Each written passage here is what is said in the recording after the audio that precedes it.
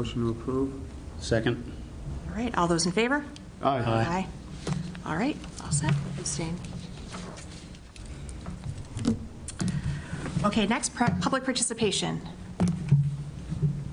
Mr. Young? Mr. Young, I just want to confirm that you have received the public participation guidelines and that you do have 3 minutes. Well, I was going to ask you about that. It says at the discretion of the chair, that is not a fixed. And based on the fact that I've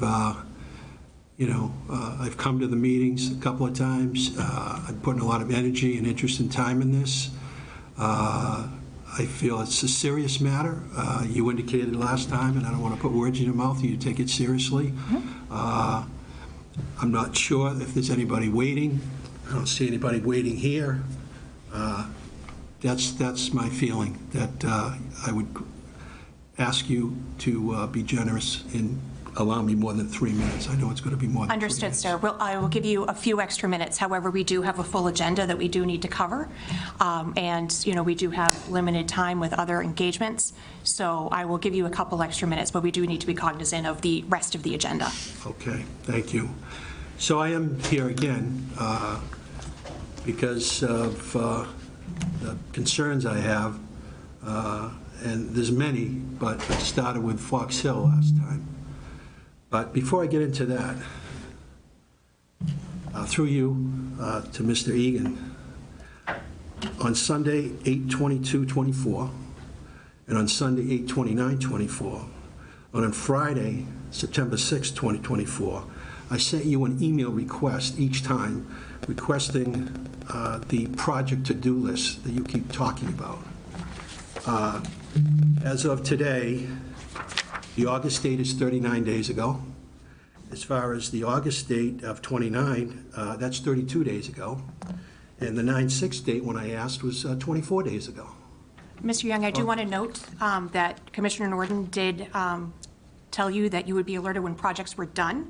However, we cannot give you a specific timeline on when things will be given or a list of when things will be done, as we have to be aware of other projects and other safety issues that the Recreation Department has to prioritize over other things.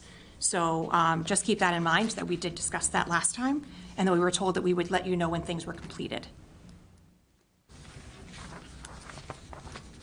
So going forward, if I, through you to Mr. Regan, if I email him, it's not assured that I'm going to get an answer from him. Well, you asked for a timeline, sir, and we cannot give you a timeline as other projects come up. Okay, maybe it's a misunderstanding. What I'm interested in is when it starts on the list and when it comes off the list. That's what I'm interested in. I want to move on. So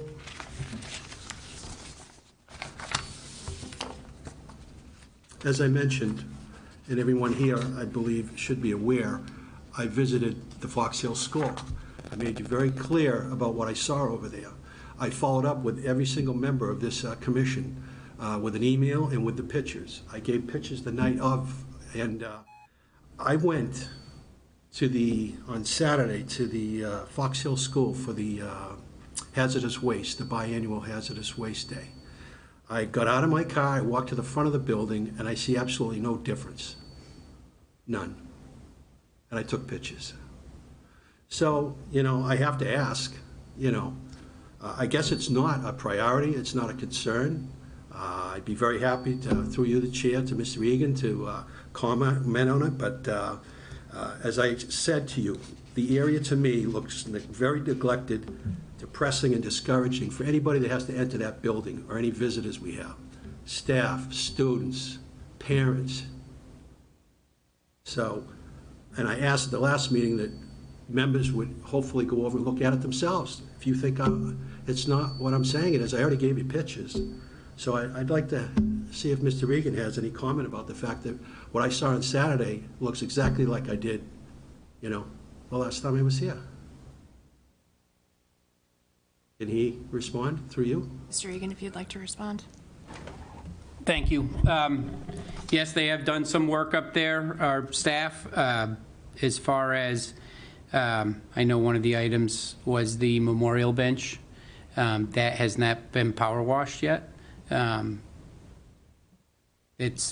will be taken care of. We're trying to get out our fall fertilizer. We're trying to work on athletic fields, doing playground fiber that had to go out to the schools, and we're working on T-pads that have been an ongoing project for us at the disc golf course.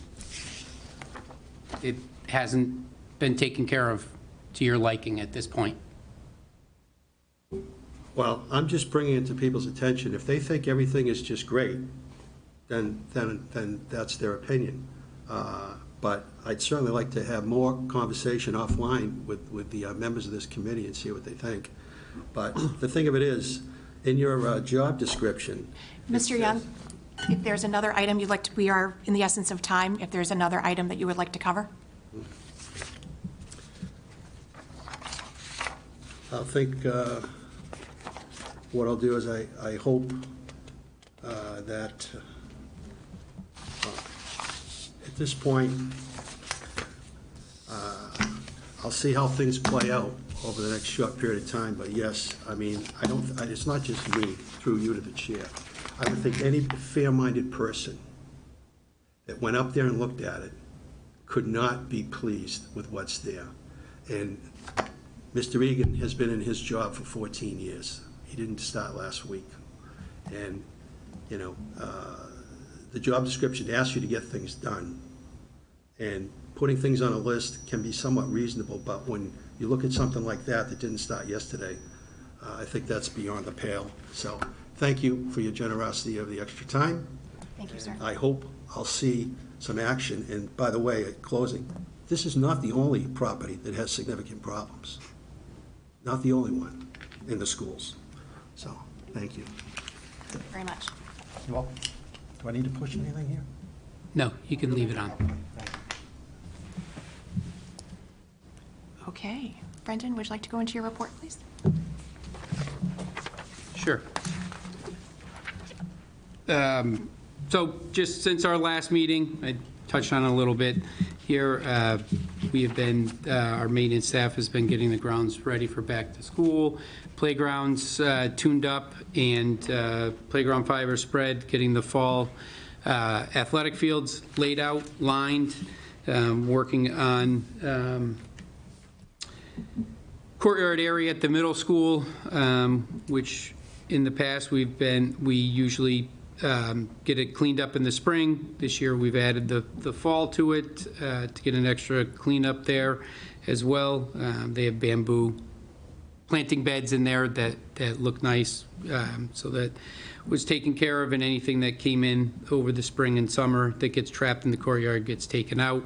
There's no exterior access. We have to go through the school hallways, so the best time is when there's no school, obviously. As I mentioned, work on the athletic fields. We've had some irrigation issues, broken pipes in the ground, where we go through and we have to diagnose those problems, dig them up, repair them, and this time of year, once those are taken care of, we will blow out the lines for the season. That's coming up later in October and into the early part of November. And our staff continues to take care of all the properties, the 296 acres that we have to maintain across town. Then we had some fence work that was done at Rohannes along Mill Street, and a new backstop at Center School and at Rotary. 2 new backstops will be going in, and then we are looking to renovate the softball field at the Center School, laying it out again, redoing all the base paths, the arc, and bringing in some infield mix, and we'll be cleaning up the field at Lower Rohannes as well, the softball field. And as I mentioned before, they are working on T-pads as well, along with all the other daily activities that they have, working around vacation and personal time and sick time as well. As I mentioned, the next item, as I mentioned in an email to you, we have been asked by the Massachusetts Recreation Park Association to speak at the State House regarding to the legislators at the State House for Advocacy Day on Thursday, October 3rd, regarding accessible recreation in communities. And representatives from MRPA asked if we would share our story on the treehouse. So we will be speaking on the treehouse. I will open the comments up, followed by our therapeutic rec specialist, Emma Andrews. She has been married, so same person, new last name. Congratulations, Emma. And she will be speaking on the impact the treehouse has had on the therapeutic rec programming. And then our last speaker will be Leah Devereaux, whose family is directly benefited from the universally accessible treehouse. She's will be speaking on the importance of accessible recreation, on accessible recreation spaces that create opportunities for people to connect and make memories together.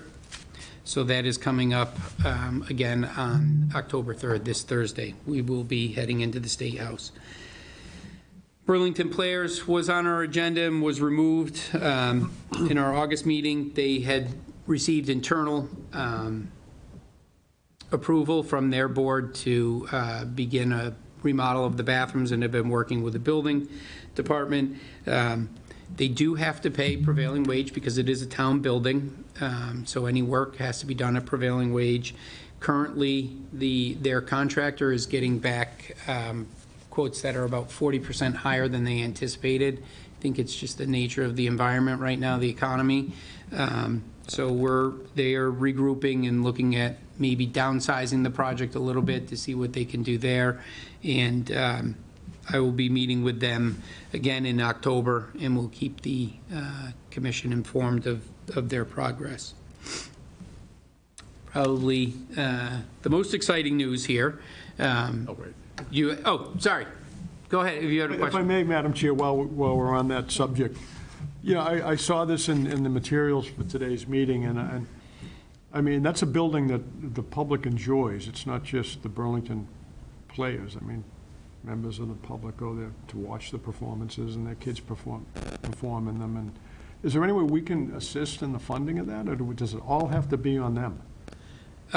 So I'm gonna explore some ways that we could possibly assist in that. Yeah. You know, whether, you know, they can still do the project as they see fit. How do you downsize the project? I mean, there's a certain number of toilets that are required under the code. And It's some relocation, I think, and you know, maybe we can help with the demo. You know, maybe there's a possibility for our town. You know, we do have someone that's a licensed plumber and a licensed electrician on staff that maybe, you know, they have responsibilities across town. So Sure. If it can work, I'm going to look into exploring that possibility as well. Good. Through the chair, is it possible that we can get some local sponsors, some corporate sponsors to assist with contributions? And maybe connect with the economic development and see if there's opportunity there. Yeah, we could explore that. So, we got I know we haven't talked about it yet, but it's very exciting about getting our grant money. Great job. But I think it's important that we have talked about using those bathrooms to have access to them when we do events up there and stuff going forward once the park gets completed. So we on our side need those bathrooms also. So could through the, I know the grant isn't asked us for that, but I mean, bathrooms are going to be important, so is that any way, any of those funds? We got the full amount through the town. Right. Now we've got the grant money. Could we take some of the money that the town already approved, the full $2 million, and maybe come up with a warrant article to put bathrooms up there or something? We can explore all options, definitely. So we had, I'll touch on a little more in the next. We had $2.3 million approved. Yeah. It's a 50% up to $1 million reimbursement. So we would have to say that, you know, out of that other $1 million that's going to be reimbursed, would they be interested in, you know, seeing bathrooms put into that building or helping defray the cost of bathrooms in that building. That is a possibility. We haven't finalized, we have a conceptual plan, but that's some of the things that we'll be working on, right? Looking at all that we have to do and current prices and how much can we fit into that. Can we get everything that's in the conceptual plan done? Current dollars, right? Today's dollars for that 2.3 million. So I think it's something worth exploring. I think right now, I don't want to say, yes, that's definitely something we could do. Because, correct me if I'm wrong, Kelly, we can use portable bathrooms up there for the times that we need them. So that is an option. But we would, it would be nice to have an indoor bathroom to go into for people that we could leave open for events. Just no one likes to use portable toilets if they can help it. So. Madam Chair? Yes. Just to follow up on that, Brendan, is there any way you could get us some numbers in terms of what the bids were coming in at for the players and how much more additional funds they might need? And then we can have a conversation about whether we want to submit an additional warrant article, because I think we could justify it. I think we could tell the town the 2.3 million was based on assumptions. And one of the assumptions was that the players were going to be able to renovate the bathrooms, and the bathrooms would be handicapped accessible, they'd be available. I mean, if we're going to do a handicapped accessible overlook park and have porta potties, that doesn't make any sense. Agreed. Right. No sense. So if we can get some numbers, maybe we can submit a warrant article, and we're not going to start the project until next summer anyway. We can bring it before Maytown meeting and see if we can get another, whatever it costs, to put in handicapped accessible bathrooms for this project. I think the town would support it. Okay. Madam Chair, I think I kind of like the direction Commissioner Norton was going, maybe pulling on the thread to see if it falls in the original scope of the project we had approved, and see if we can, if it falls within the scope and within budget, maybe we can put it in. Bathrooms, very important. It's becoming a Handicap. it's becoming a topic of discussion for many fields and how it would set up. areas. The federal government would on up to it's up to $1 million, but is that something you could look at, Kelly? Well, I don't know. no, it's okay. So I don't think the building renovation would be reimbursable from the federal government. That's part of the piece of the puzzle that we're taking a look at, right? So in looking at how we might be able to get those reimbursement dollars, we are looking at the extra 300,000, the 2.3 million, that's 300,000 that we have left, and seeing where, as Brendan said, like as the project comes in and we see where the money falls, we're just going to have to be very strategic about which portions of the project are reimbursed by the federal government, what portions are paid from the 300,000 that isn't used for the matching piece of it. And right now we just don't have those numbers very specifically to give you a plan. But I do think, as Brendan said, that is within the realm of possibility for us to be able to do, and looking at how we might be able to maximize the $1 million reimbursement through the federal government is something that we're going to take a look at in the coming days as we start to get a more defined, or coming weeks, as we start to get a more defined look at what the project is actually going to cost us and where those dollars are going to be spent. There are a number of things up at the park. I'm sure Brendan's going to touch on them in a couple minutes, as far as making sure that the electrical wires are underground. Like, there are things that have to come out of that. Putting the wires underground are reimbursable from the federal government. So if we can kind of look at where we're spending our money, we might be able to do that. And I think that's sort of what he was alluding to previously. We just have to see the numbers and see where things fall before we can definitively say, yes, that'll work. Thank you, Madam Chair.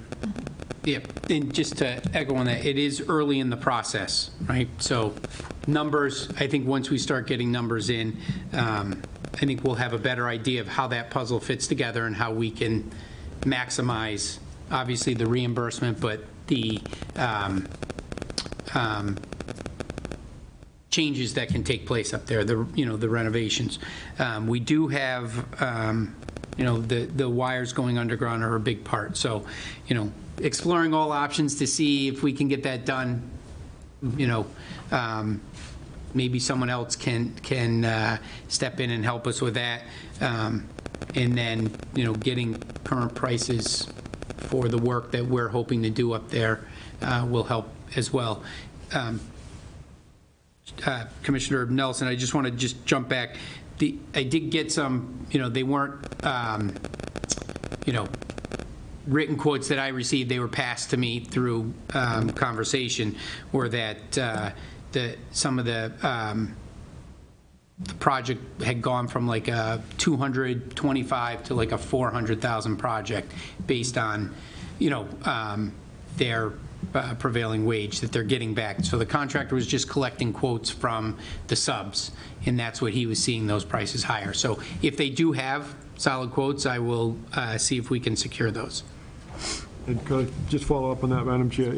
If that's the scope of the increase, I'd be a little bit concerned about pulling that amount of money out of the Overlook Park project. Right.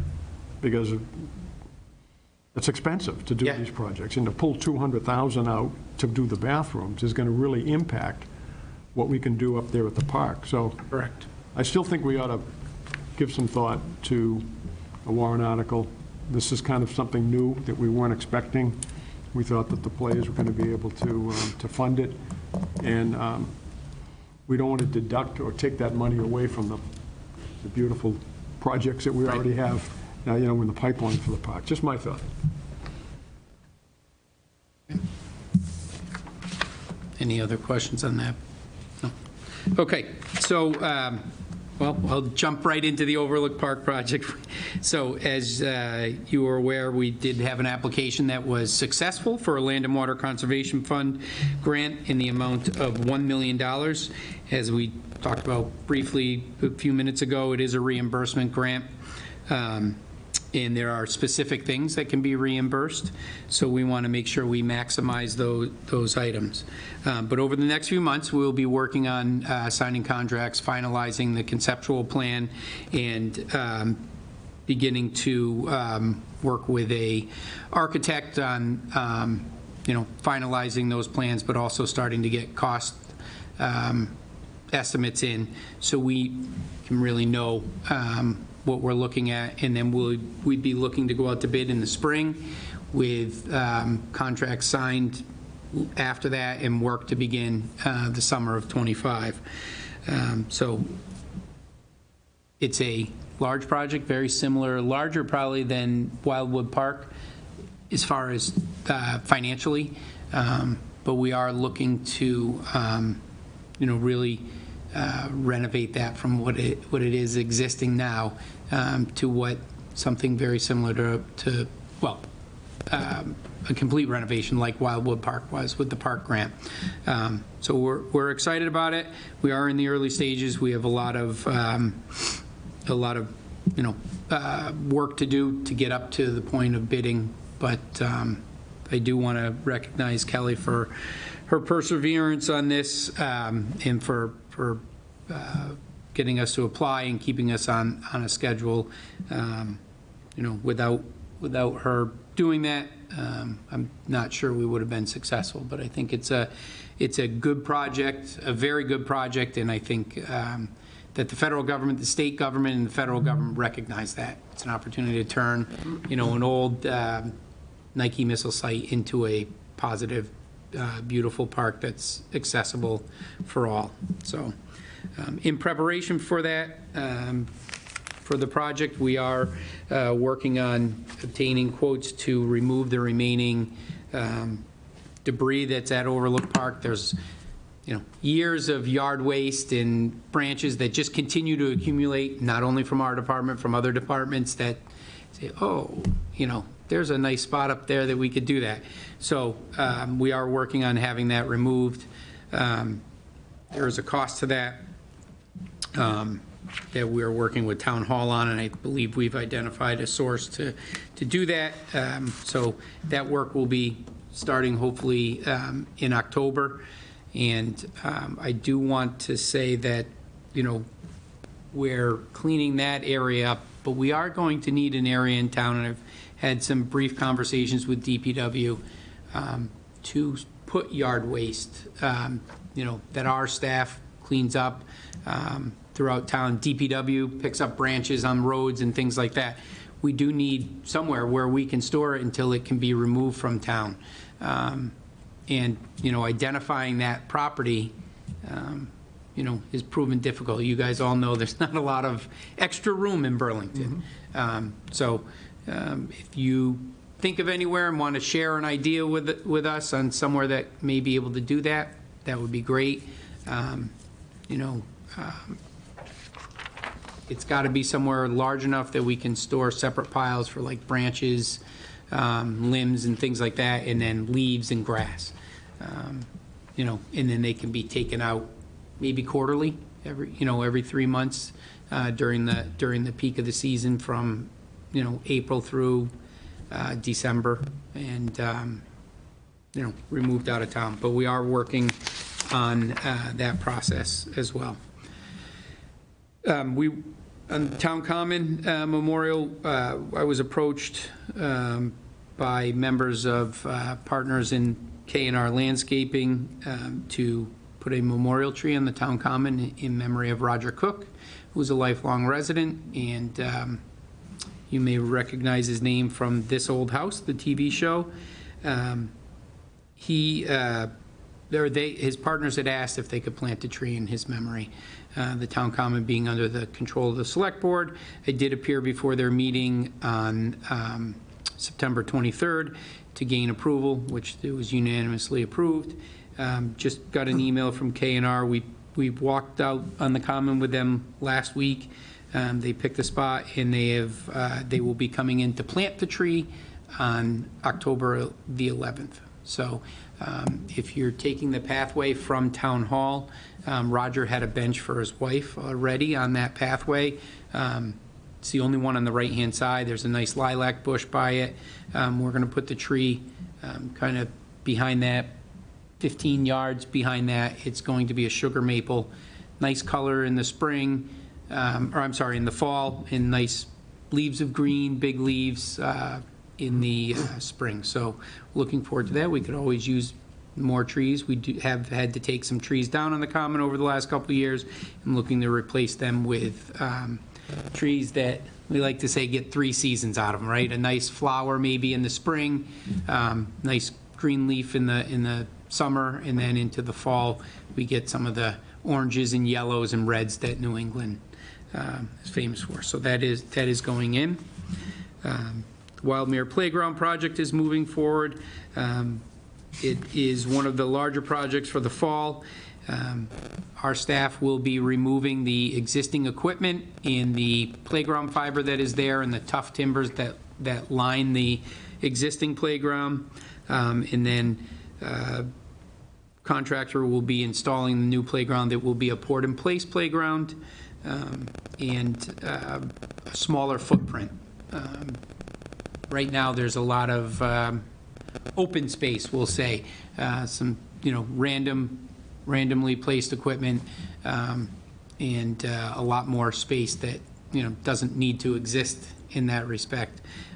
So we will be putting in a port in place, which all of our new playgrounds will be port in place for the most part going forward. So this will give a nice accessible surface, and it does have some accessible ground features as well. And we have received the swing set portion of the playground right now. The structure itself has not arrived, so we do anticipate that coming in the next week or so, and then we'll get ready on the install. And then the last item I have, town meeting last week did approve the second reading of the Simon's Trust and accepted the amount of $77,644.31 for programs, events, and some small maintenance items at Simon's Park. And that did, as I mentioned, pass unanimously. Thank you, Brenda. Comments? Yes, absolutely. All right, I'll go first. Thank you for the excellent report, Brendan.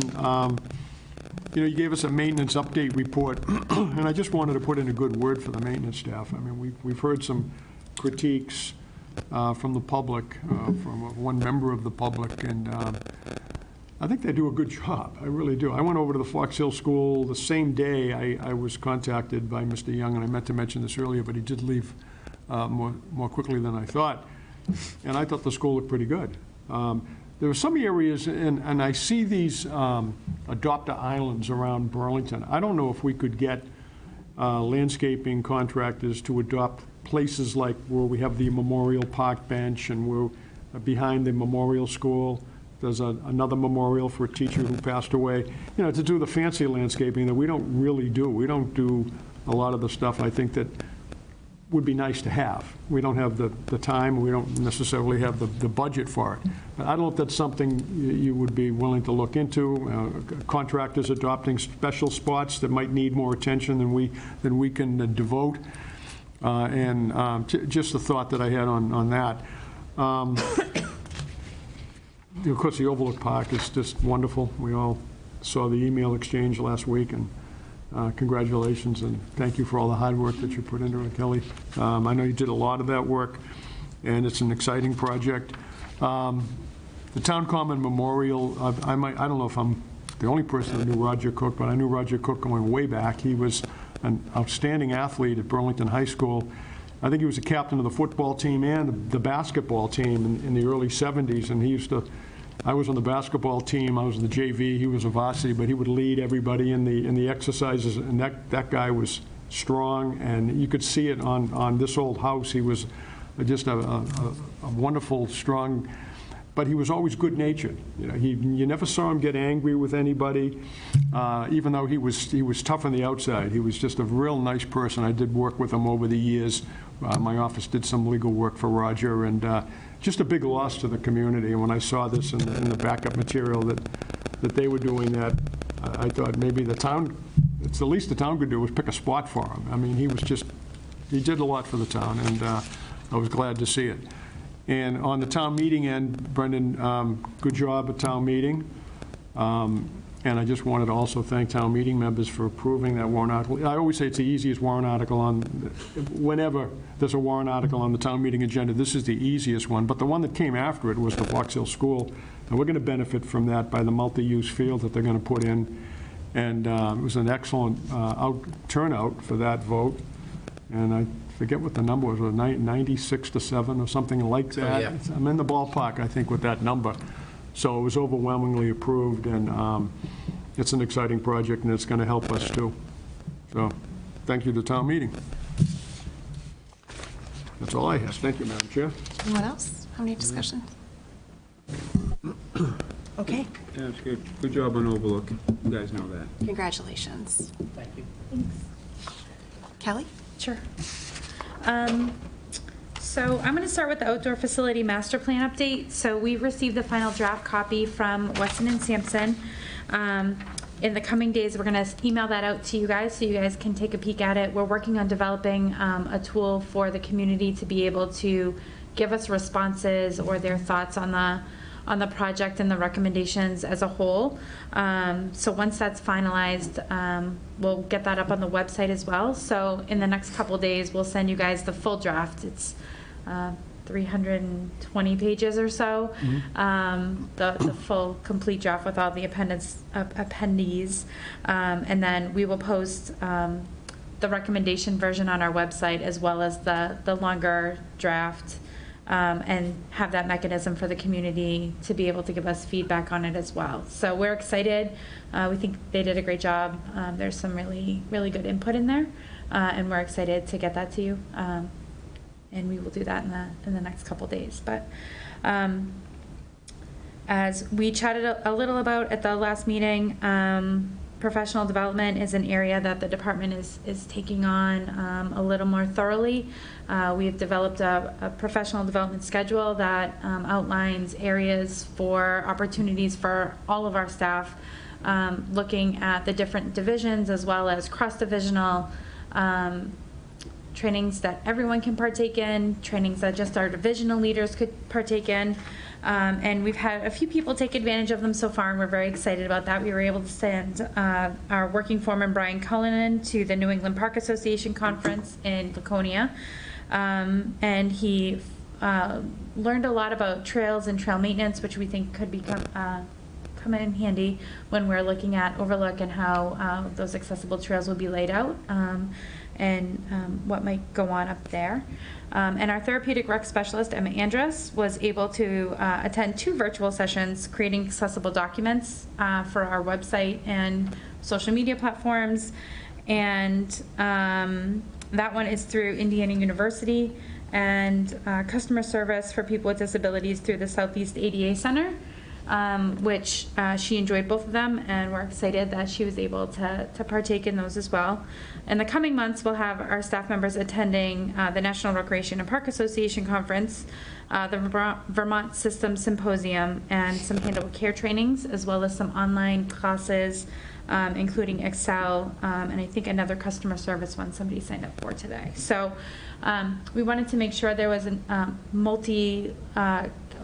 bunch of kinds of different opportunities, whether it's virtual or in person, 2 days, 3 days, series, recognizing that all of our staff learns differently. So we're excited for those opportunities and hope that more of our staff plan to take advantage of them moving forward.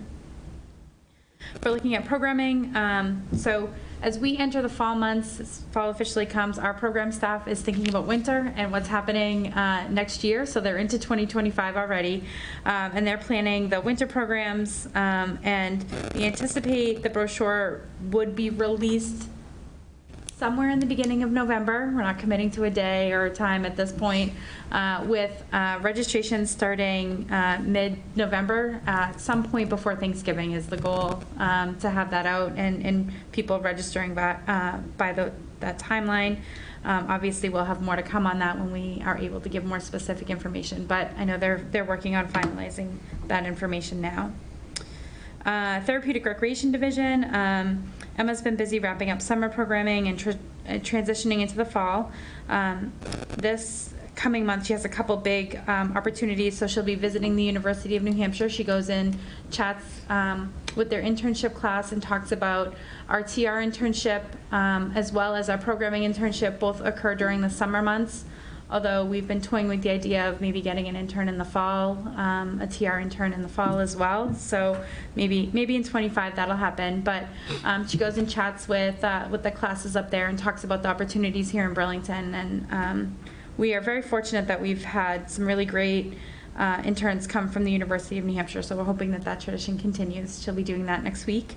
And then the following week, she is presenting on a virtual training with the Department of Developmental Services, talking about our programs, our TR programs, specifically the adaptive programming, and how DDS might be able to partner with the Burlington Parks and Rec Department, or at least send their clients our way, saying that we have opportunities that they are able to participate in that are inclusive and adaptive and appropriate for them. So we're excited about that opportunity.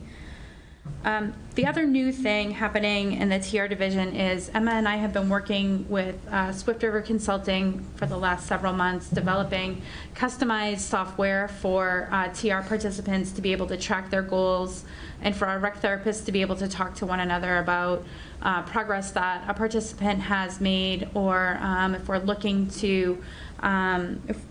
for them to meet a specific goal, like in a community setting. We'll say, let's try this next time, or what worked well, what didn't work well, and how we might be able to support that participant in a better manner.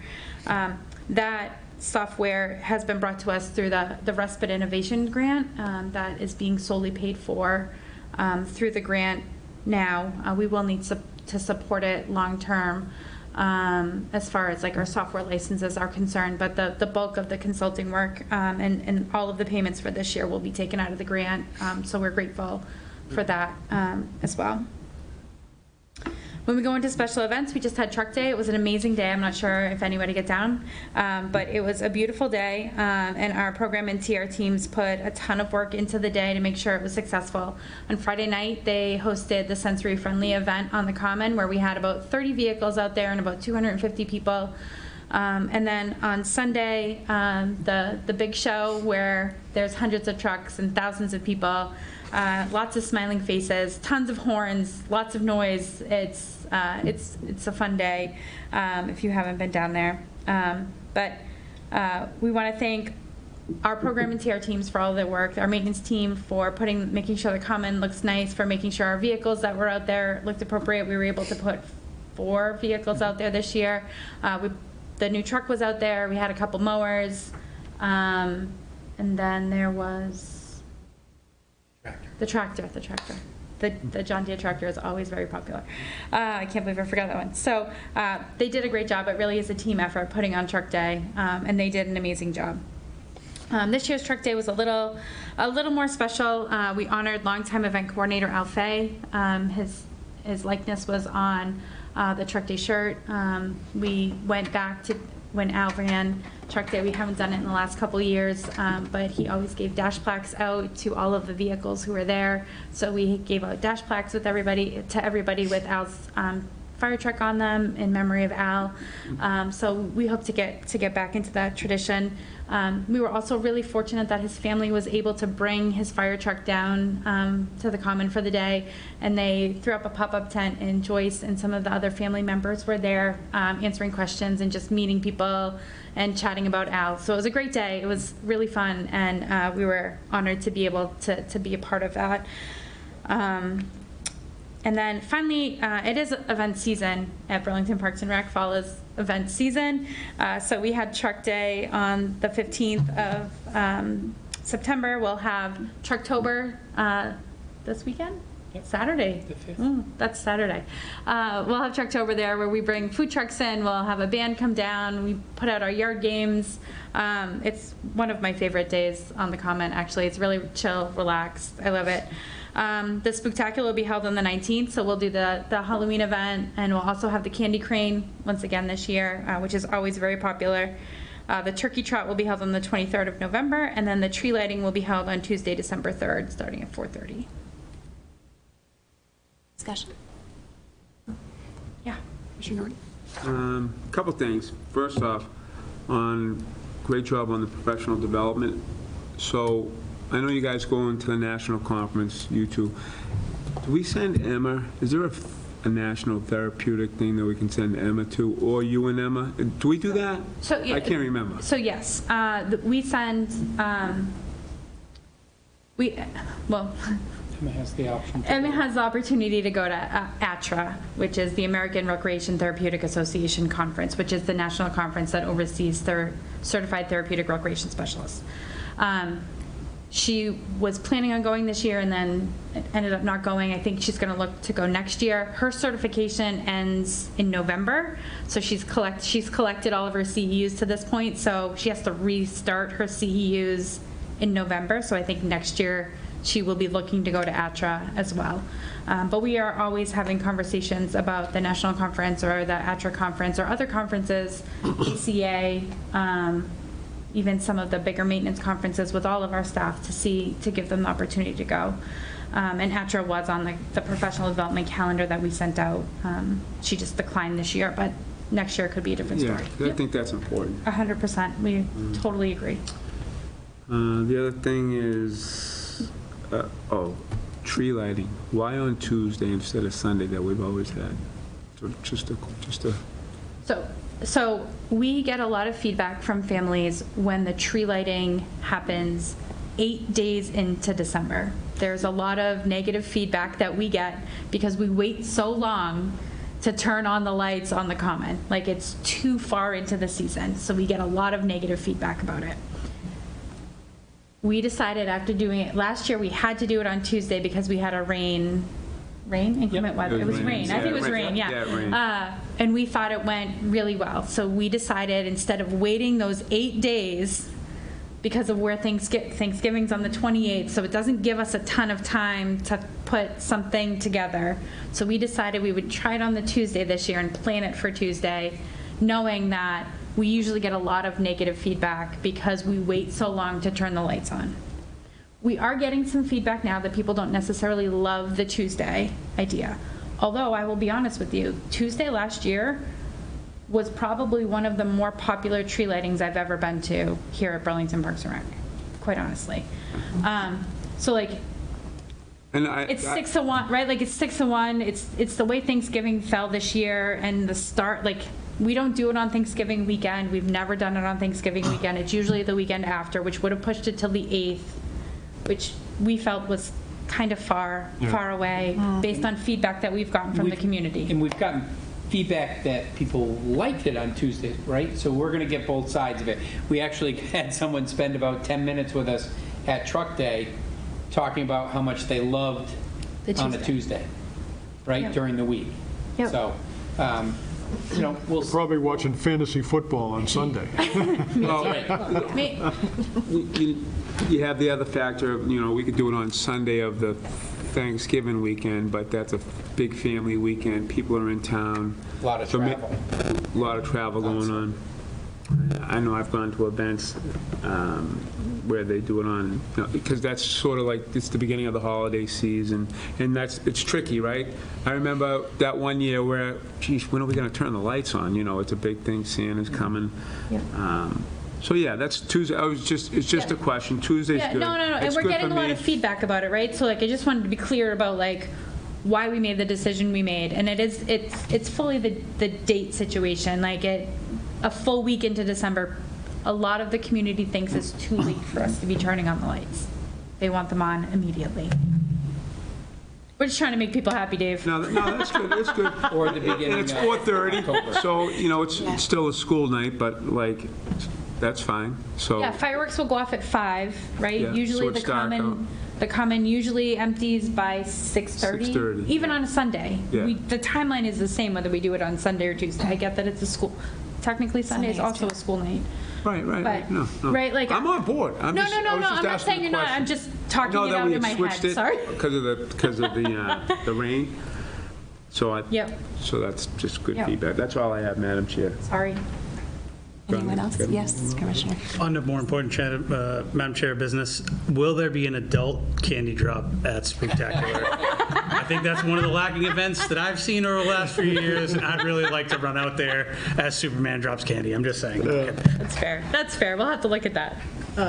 May I add something? The amount of messages I've received about what trucks are going to be at Trucktober, can we post a list of all the food trucks that will be out there? Because I don't know who's going, and I mean, there's going to be a lot of vendors out there that people are excited about. So I think that enticing the community by posting a list of vendors, I think would be very helpful and get everybody off my back. Yeah, that's fair. Like I know what's, like I signed them all up, right? Thank you. They do, the I'm trucks surprised have it's to not out there be, yet. the trucks have to be registered in Burlington. They have to be, Understood. so it's, it would be great to like get the Kowloon truck, right? But if they're not already Sure.